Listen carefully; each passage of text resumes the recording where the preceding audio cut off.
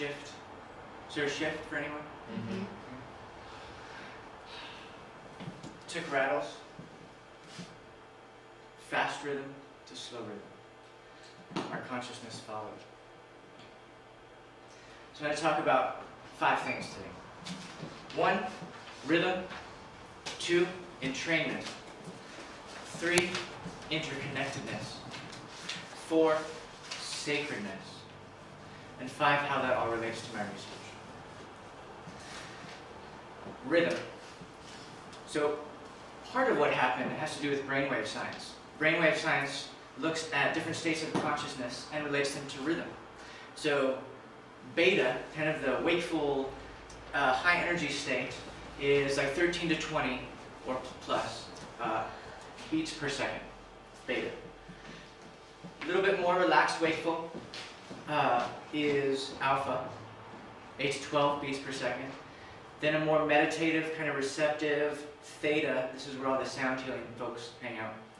Theta is more like 4 to 7 beats per second. This is also shamanic journeying realm. And delta, associated with sleep, deep sleep, is more like 1 to 3 beats per second. Consciousness follows rhythm. Rhythm follows consciousness. Consciousness follows rhythm. Rhythm follows consciousness. Rhythm is fundamental to reality. And so the underlying assumption of this talk and my research is that reality is based upon vibration. Fundamental aspect of reality, vibration. And if everything is vibrating, we then use rhythm as a tool to navigate and negotiate our relationships in that space. The Hermetic principles talk about rhythm and vibration as 2 of the 7 principles. 2 of the 7. Vibration. Nothing rests, everything moves, everything vibrates. Simple enough. Rhythm. Everything flows out and in. Everything has its tides. All things rise and fall. The pendulums swing manifest in everything. The measure of the swing to the right is the measure of the swing to the left. Rhythm compensates. Rhythm, fundamental aspect of reality. In the Vedic tradition, there's this notion of nada Brahma. Nada is a Sanskrit term for sound. Brahma, I hope you all know what that means. So this idea of nada Brahma is the idea that the highest or wholest aspect of consciousness is sound vibration. It's vibration. In the Orisha tradition, in West Africa, I love this tradition because it's such a great example of embodied rhythm. They use rhythm, specific rhythms, to create and incite specific results where these deities or orishas come down and mount us and pass on psychic abilities, healing abilities, communication with the deceased and ancestors, all sorts of superhuman phenomena. Orisha. And it's all about creating this, a lot of it is polyrhythm. So it's creating this tension and these rhythms are going and we're moving and all of a sudden, there's this embodiment that happens. Right? And this is the aspect of rhythm that is what it's all about. It's called entrainment. Entrainment. So imagine that you're a clockmaker in the 1600s. 1600s clockmaker. You notice that when you put 2 different clocks on the same wall and their pendulum swings are off-sync, within a half hour, you see that the pendulums are totally in sync. 2 different clocks off-sync, same wall, separated a distance, within a half hour, the pendulums sync. They synchronize. This is entrainment. This is a phenomenon whereby one moving rhythm with an internal force, one moving rhythm matches another moving rhythm.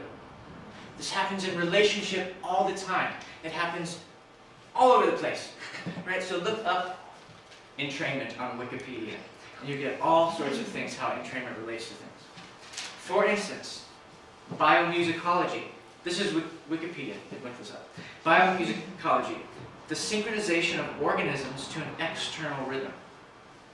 Chronobiology, the alignment of a circadian system's period and phase to the period and phase of an external rhythm. Engineering, the entrapment of one substance by another. Physical geography is the process by which surface sediment incorporates into a fluid flow. Physics, like the clock, the process whereby two interacting oscillating systems assume the same period. Right? Going back to brainwave, there's a bunch of research in brainwave entrainment, so we can actually use rhythm to invoke particular states of awareness.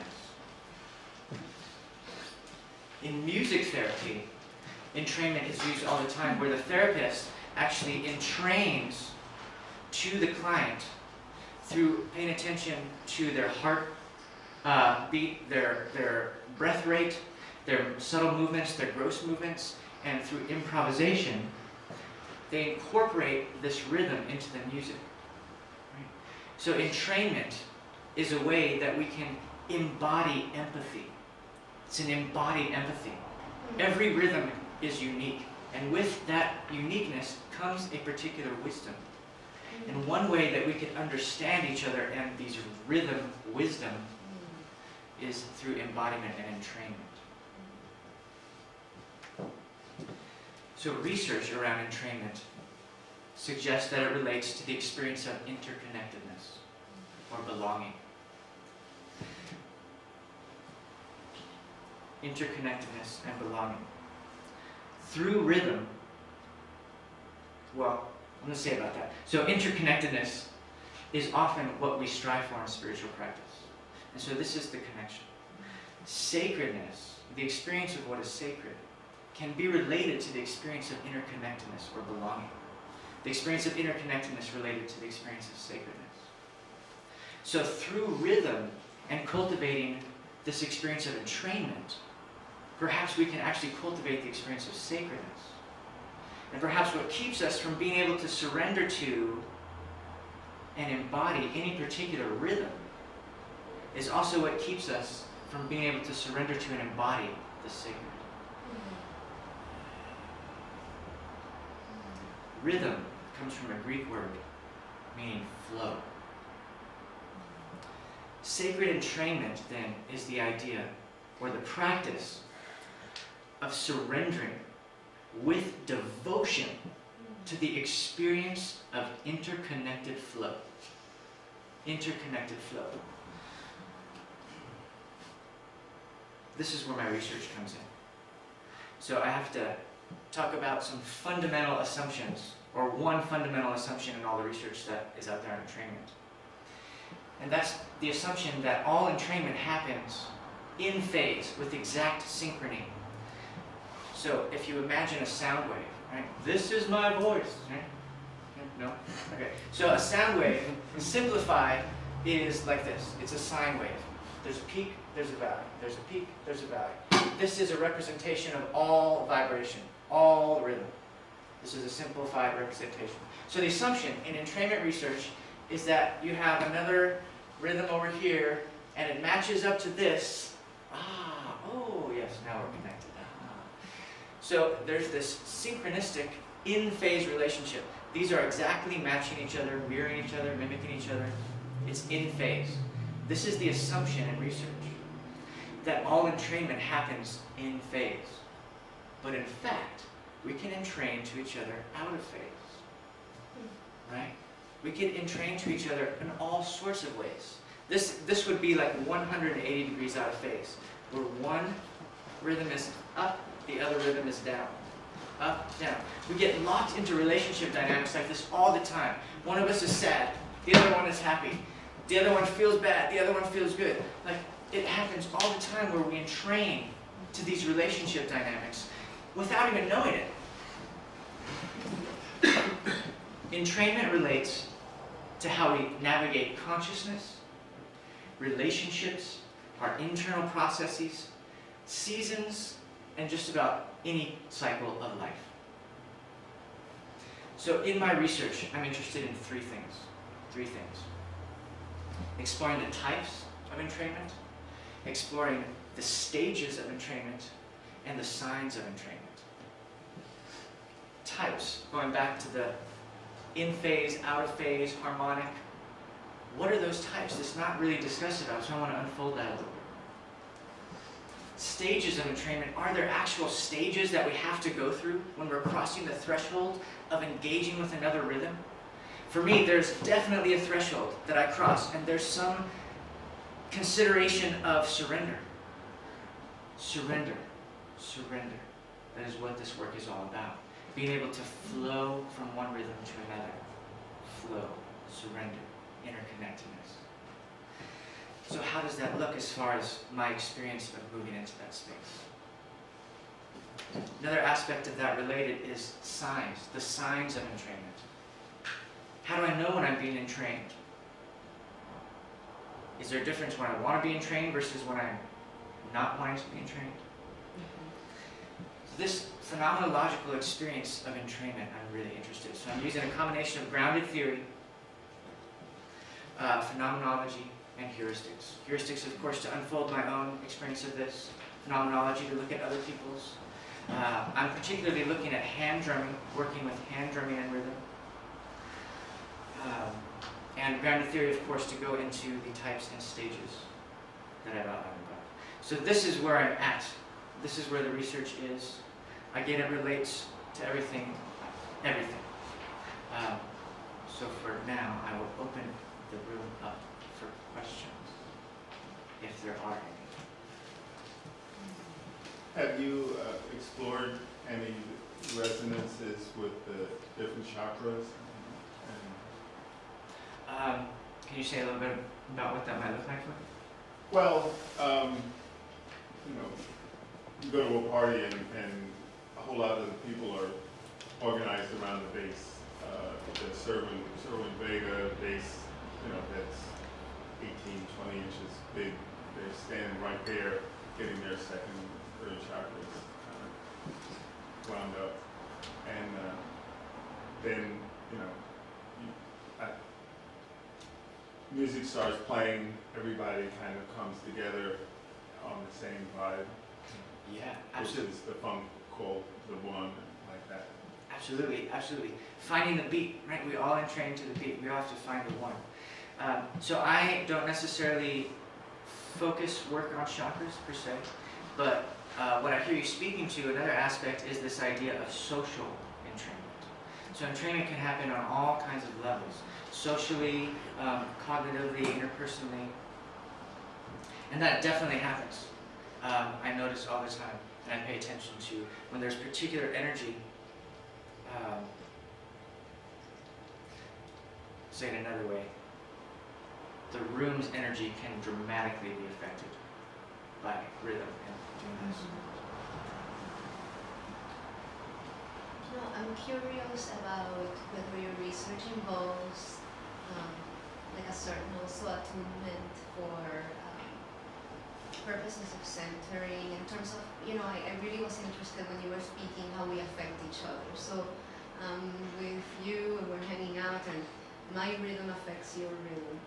But in terms of perhaps connecting to or attuning to an energy of the earth or an energy that is more about centering in who we are, even when the rhythms are different, like you were saying, like this before. Can you speak a little more about that and how would that operate? So in different rhythms coming together, for me it's about finding the silent pulse. There's a silent pulse. Right? Even in silence, there is a pulse.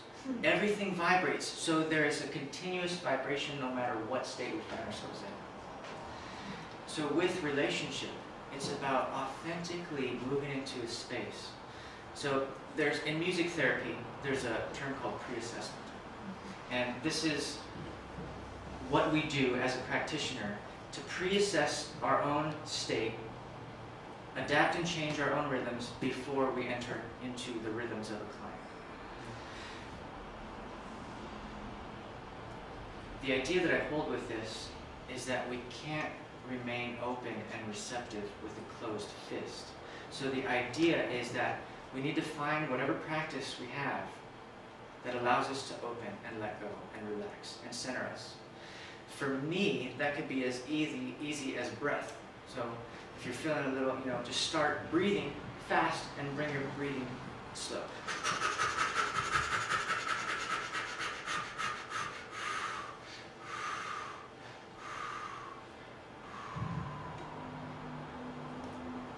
Beating your chest too, same. So whatever practice it is for you to like release and tap into that authentic self.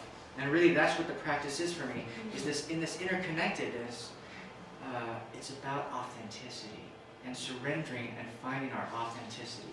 And then when we meet someone else, regardless of the rhythm, right, we're like, whoa, holy glory, But if we're connected to our authentic self, it's like, okay, let me find that silent pulse. And as long as I'm connected with the silent pulse, I can meet anything that comes my way.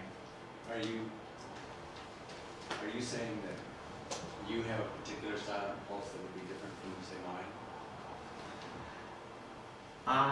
Yes and no. Yes and no. I would say fundamentally there is a silent pulse that everyone shares. Everyone and everything. Everyone and everything. Past, present, and future. Right. At the same time, there are also different rhythms that we all experience and move through and shift through throughout the day, throughout weeks, periods of our life. So, yes and no. Okay. Do you want to speak a little bit about how your passion for this phenomenon emerged in your life, biography? I'm just curious. Sure. I'm a lifelong musician. Grew up with a piano in the house, but I grew up with no spirituality, no religion. My grandfather was atheist, my grandmother was Jewish, my mother turned out agnostic, my father was raised Southern Baptist. So growing up, religion was never really spoken about. And for me, I always used music as a way to interconnect. Music has always been my sacred practice. And so with that, I've kind of explored that more deeply. And then in college, I was introduced to hand drums, and something just awoke in me that connected me with my ancestry, my spirituality, just like that. And my life changed through hand drums. And that's where I'm at with rhythm and sacredness now. Was your family musical? On my mother's side, there's professional musicians. Yes, actually. Well, I don't mean particularly professional, but I mean, was there music part of your home life? When it came from me. Just from you? Pretty much. Yeah, when it came from me. But there's musical background in my lineage. Could you talk a little bit about music therapy and what the process involves? There are all sorts of approaches to music therapy. All sorts of approaches.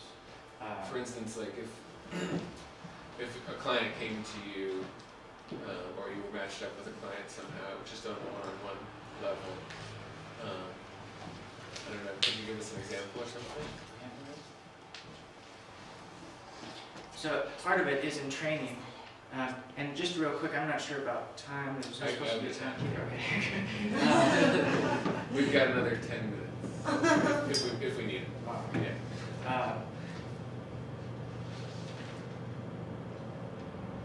For me, exploring this realm is all about improv.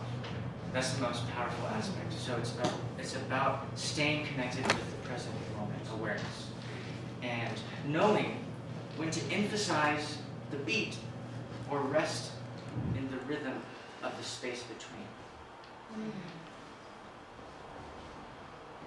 So with improv and music therapy, again, it's about finding that authentic space to meet someone where they are. And paying attention to all the cues and rhythms and breath rate and subtle movements, or if you're dealing with a crazy kid that's running around, like incorporate that. Incorporate whatever rhythm or movement is happening into the music. And in that, there's this experience, well actually, I have a quote. I wasn't sure why I wrote this, but for this very reason. So, there's a book called Drums, Not Drugs, written in the late 90s. And in this book, this is a quote. If we put people together, who are out of sync with themselves. In other words, with disease, addiction, things like that. If we put people together who are out of sync with themselves and help them experience the phenomenon of entrainment, it is possible for them to feel with and through others what it is like to be synchronous in a state of pre-verbal connectedness. So that's the aspect, is being able to invoke that sense of connectedness non-verbally. And that requires paying attention to non-verbal cues and rhythms, being authentic in what we produce, and mutually co-create in this experience. I think that speaks to it. Yeah. I always love to kind of play some instruments, and I started a couple of times learning. I never could continue that. My lifestyle didn't allow me so far to devote myself and learn some instruments. Drum is kind of for me, it's kind of a little different. I think that,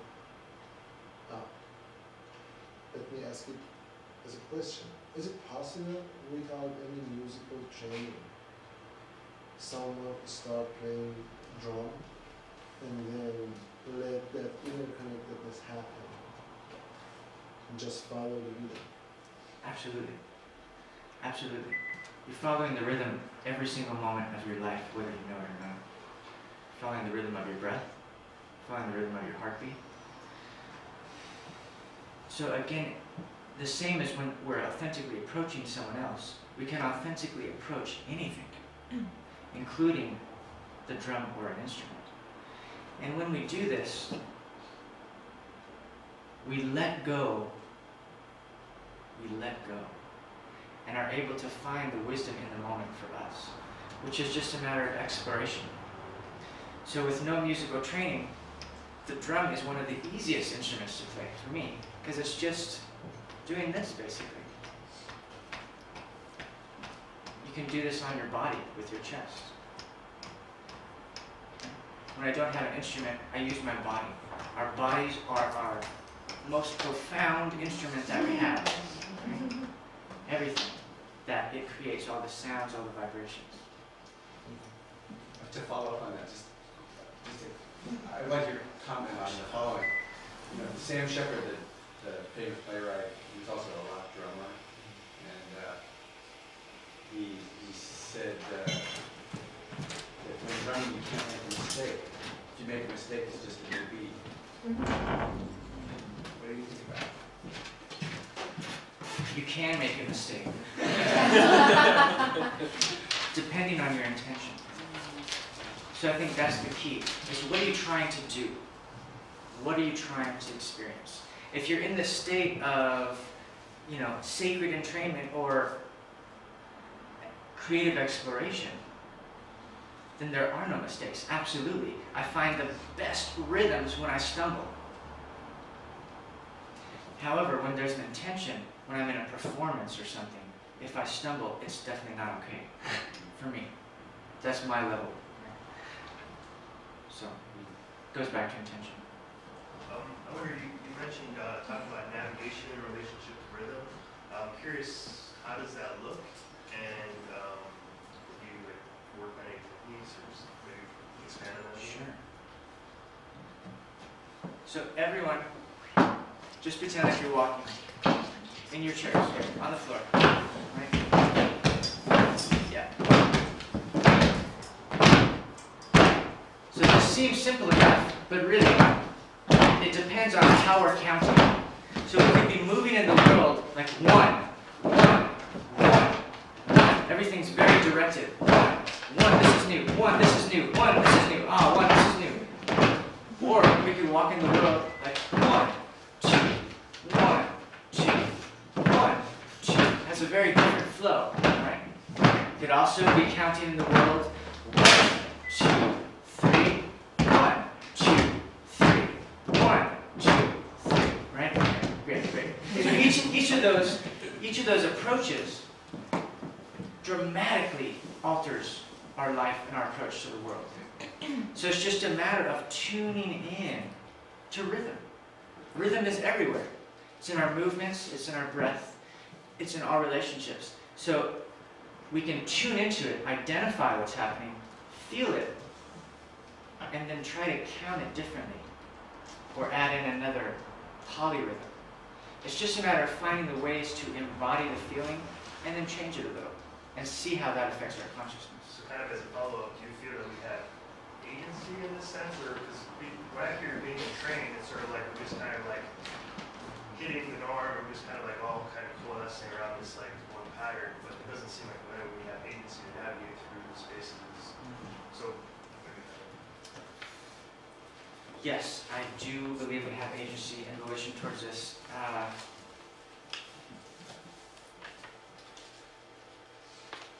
Even in chaotic, uncomfortable rhythms that we're almost forced to entrain to and have no choice about, or seemingly,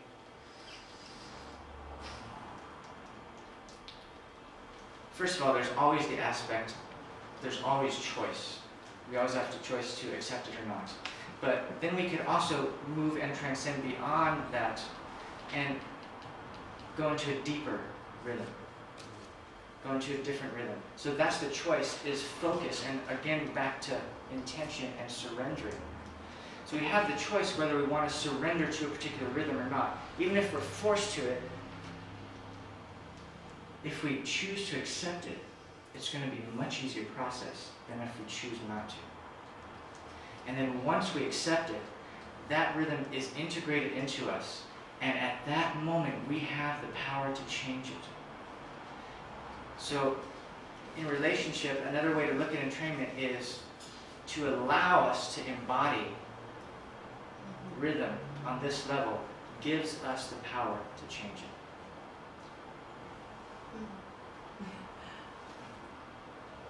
So I'm curious about, there are certain rhythms that are very, that I associate with particular cultures, for example.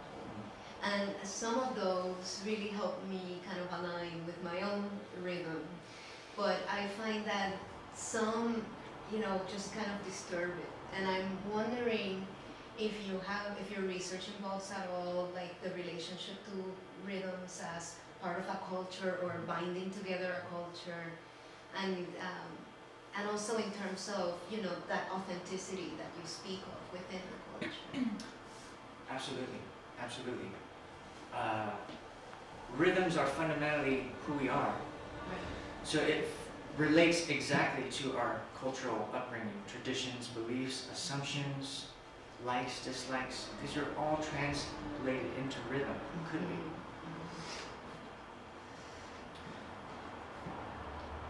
For me, I'm influenced with different cultures.